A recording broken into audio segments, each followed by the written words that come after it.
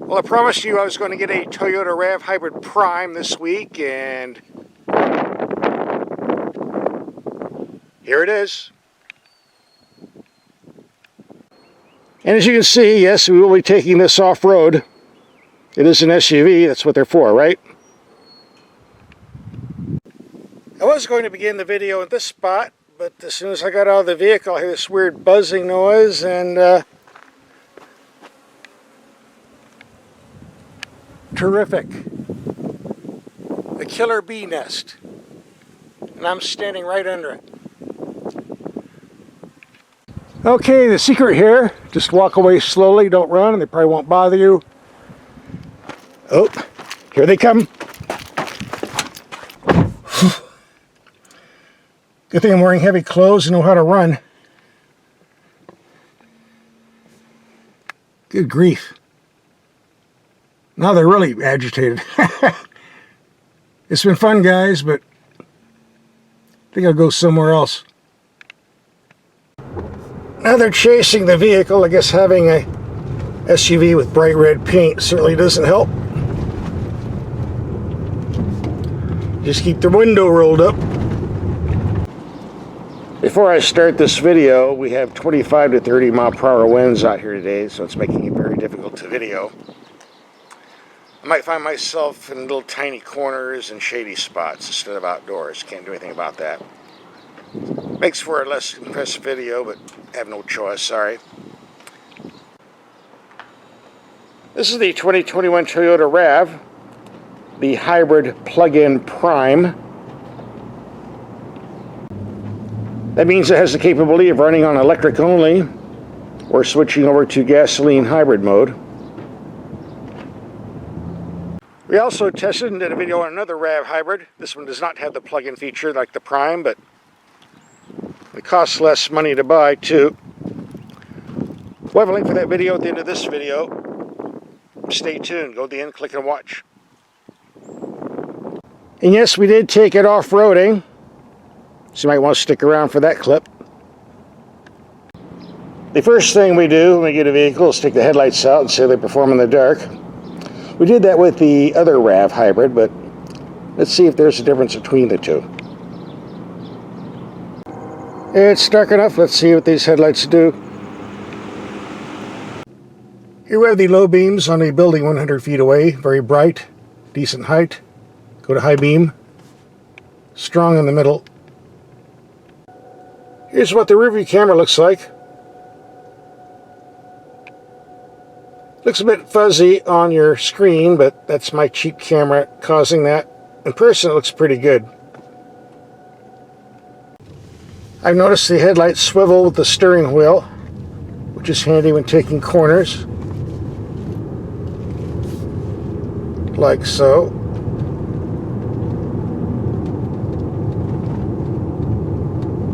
If you do a lot of driving on twisty mountain roads, it's certainly an advantage.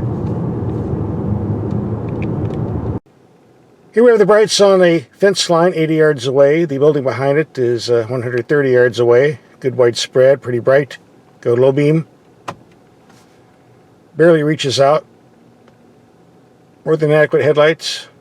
No problem whatsoever. Overall, the performance of the headlights on this Toyota Hybrid Prime is exactly the same as the Toyota Hybrid Non-Prime we tested a couple days ago. So there you go. The second thing I want to do is check and see if there's a spare tire. Very important if you have an SUV which is supposed to be taken off-road, or at least have the ability. You don't want to go off-road without a spare tire. And getting a spare tire with a hybrid is very rare. There's usually not enough room. And getting a spare tire with an electric vehicle is almost impossible, for even more lack of room. So let's see what we have under here. Well, we do get a spare tire, and a big one at that. I'm impressed. I'm also impressed with the rear storage capability.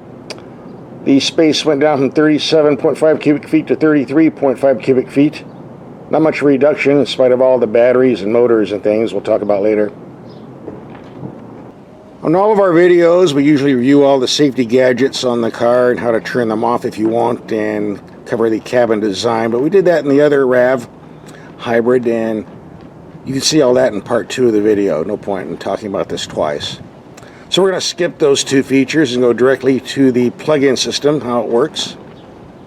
I'm going to try to keep this as simple as possible. Starting with plugging this in over here and plugging it into a wall socket on the other end. And it gives you approximately 38 to 45 miles of pure electric driving. No gasoline involved. After the main battery runs dry, you switch over to the hybrid. You now have 3 powerful electric motors driving all 4 wheels. They classify this as an all-wheel drive.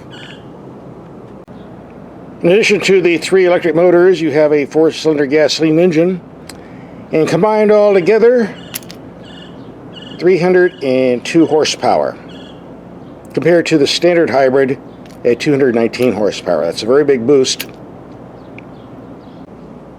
On the downside, we have a weight increase of 550 pounds, but in spite of that, we get a 0 to 60 time claimed at 5.7 seconds. However, in the full electric mode, that drops to 9.5 seconds.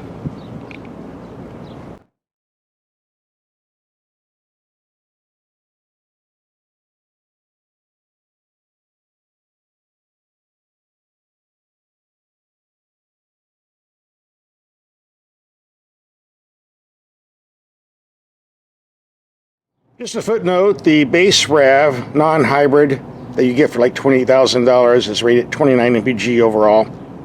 So we're getting a big increase in fuel economy with these hybrid and plug-in systems. No doubt about that. Alright, so how long does it take to charge this main battery when you plug it into the wall? If you have the base prime with the 3.3 kilowatt system, it's 4.5 hours. If you have the upgraded prime with the 6.6 kilowatt system, it's 2.5 hours. That is if you're using 240 volts in either case. So how long does it take to charge the main battery when you plug it in a wall, you're asking? If you have the base prime with a 3.3 kilowatt charger and 240 volts, it's going to take 4.5 hours. If you have the upgraded model like this, with a 6.6 kilowatt charger, 240 volts will take 2.5 hours. If you don't have access to a 240 volt system, just a standard plug-in, you're looking around 12 to 14 hours. So in a practical sense, how does this work? Okay, let's take option 1. You charge it at home, you got 42 miles of electricity stored. You drive to work 20 miles, you come back 20 miles. You didn't use any fuel, no gas at all. Now let's take option 2. You drive 42 miles to work on all electric. You come back on gasoline, that's 80 miles. You use just about a gallon of gas. They give you approximately 80 miles to the gallon. But let's say you're taking a long trip from Los Angeles to New York. Well, you might get that 42 miles electric starting off, but the rest of the trip you're going to be on gasoline hybrid, getting around 38 to 40 miles to the gallon. That's the way the whole system works. The more electric driving you do, the more money you save.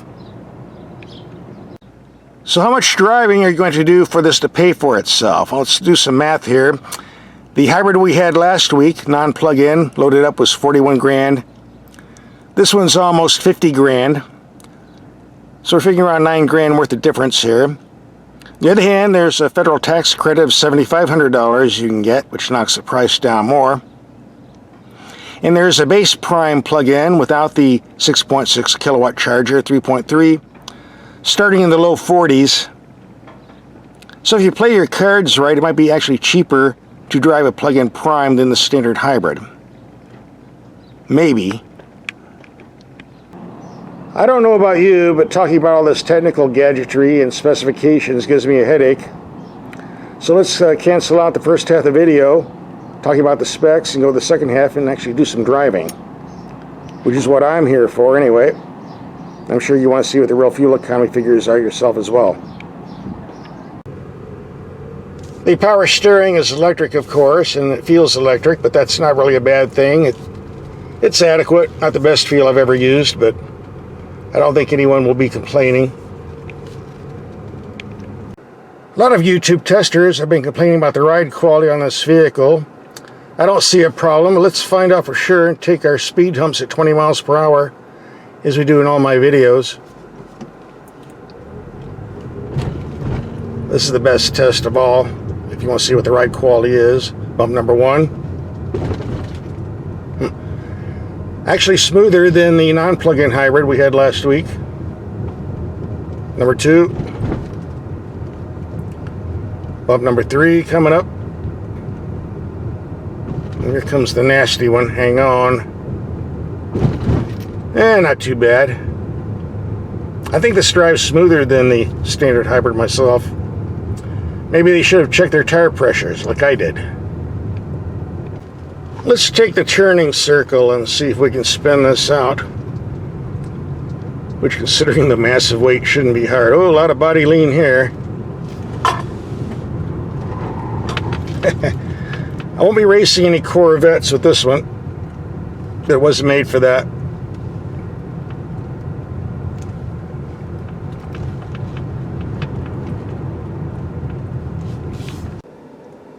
Now, the people in the press have been telling us that this is the fastest vehicle in the Toyota lineup aside from the Supra, doing a 0 to 60 time of 5.7 seconds compared to the Toyota Camry V6 at 5.8 seconds. Okay, might have a better 0 to 60 time, but even if it does, 0 to 60 time really doesn't have that much to do with real acceleration. If you really think that a 4,300 pound RAV with 302 horsepower is going to outrun the 3,400 pound Camry with 301 horsepower in the quarter mile, not going to happen. The Camry is still the fastest Toyota in the fleet, aside from the Supra, even if this can do 0 to 60 5.7 seconds. But can it? Let's do a couple 0 to 60 runs to find out.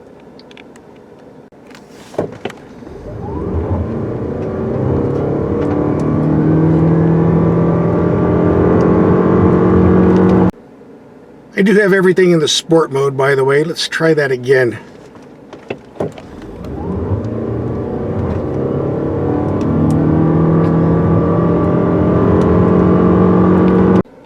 By the way, I put 112 miles in mixed commuting on this vehicle, and I was getting 37.5 mpg, but today the heat's up to 103 degrees.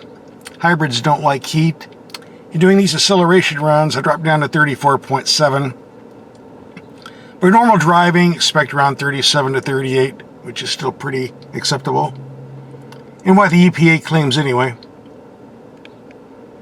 I'm definitely impressed with the passing power of this vehicle, especially the low-end torque, thanks to the electrics. This thing's definitely got guts.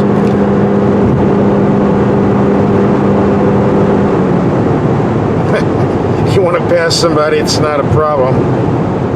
You're driving the hottest RAV on the market.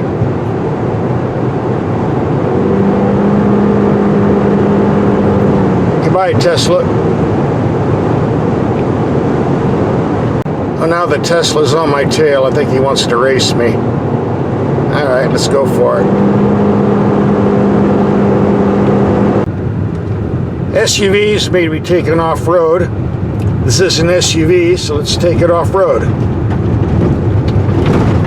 Now that I know I've got a spare tire. Anyway, you don't want to go off-roading if you don't have a spare tire. It's not a very wise decision, which you'll find out if you get it flat. And your cell phone can't get a signal. This is a pretty nasty road with lots of dips and ruts. I'm surprised how well the suspension's sucking up all the impacts. There aren't any rattles in the body structure either. Nice solid vehicle. One thing I like about the RAVs, they're very narrow in their width, which means you can get these narrow trails without damaging the side panels with thorn bushes and ruining your paint. And this is all-wheel drive, so it works pretty good in sand or snow or rain. Ranch patrol duty. Hard work. Here's a nasty dip. Whoa!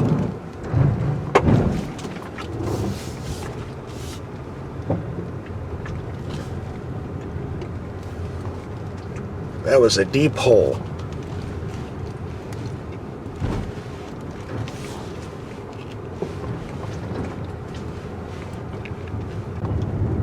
We finally made it to the big city. Population 75, biggest town in the county. Oh, the bar is open. I think I'll go in and get a non-alcoholic lemonade. Yeah, right. Well, finally made it to my cabin. And after 45 miles of off-roading and dirt roads, let's pull over and see what the fuel economy was. Well, I guess it is possible to get less than 33 mpg if you're going off-roading. 25.4 is not bad, though, considering the conditions we were driving on. So what's my take on this Toyota Prime after a week of driving? I'm very impressed. Instead of a hybrid that gives us fuel economy but has absolutely no power, we get a vehicle that has gobs of power and fuel economy. It's like having your cake and eating it too. About time manufacturers started doing this.